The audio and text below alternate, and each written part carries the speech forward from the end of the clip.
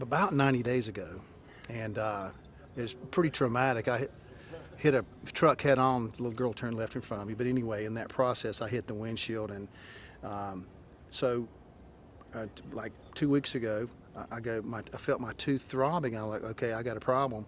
And I called Jim up and I said, I got one throbbing or whatever. Have I done something?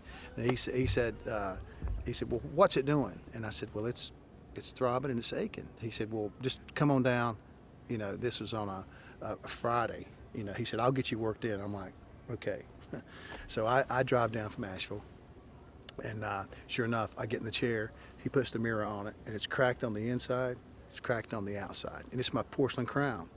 So basically, he told me that it was a result of the trauma of me clenching down in impact, and I'm like, well, God, I thought I'd done something wrong, So later that night, I'm eating a piece of pizza after he had prepped that crown, and the inside of the one in front of it, it cracked off, and it had cracked in the incident.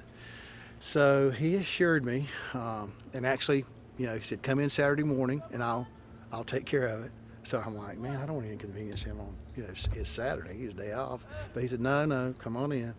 But so it doesn't make you feel bad. It didn't make me feel bad. I'm like, he's taking care of me. Exactly. He put me first, and I'm like, I thought that was pretty cool. So anyway, I started going to gym. And I realized the quality of dentistry, even for me, I'm like, man, this was a good decision because of the crowns I've, got, and I've had some work done in my mouth, so I knew what was being done, and I could see a difference myself, like in the margins and in the small details. He actually made, some of my front crowns look just like my natural teeth, with ridges in it and everything, and the little space in between it. I didn't want to change that because I've always been that way. So it was basically duplicated, but just a lot better look. And he's up front about, okay, if we do this procedure, or if I do a filling or a crown or a cap or a veneer, it's going to cost this much.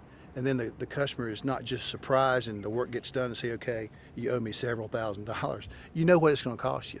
So I think his communication with the patients, especially with me, I kind of knew what to expect. If something doesn't go to suit him, he'll do it over. And like you wouldn't expect, the usual person would not know that anything's wrong. But he's like, no, I take that off. I've gone through the silver fillings. And then I'm like, okay, man, I got this new procedure out with white fillings. And I'm like, okay. I went 3 or 4 appointments to have my silver fillings replaced because when I smile, you didn't see all the dark fillings, even though they were good teeth, but, they were white now. They look great. And so that's when I decided to, with the white fillings, and then to go ahead and upgrade, at this stage in your life, to go ahead and go with the porcelain crowns because they are just so natural looking. So, you can tell. So that's how I got there. I've been very pleased with the outcome. The maintenance has been low. I'm confident, with my smile, and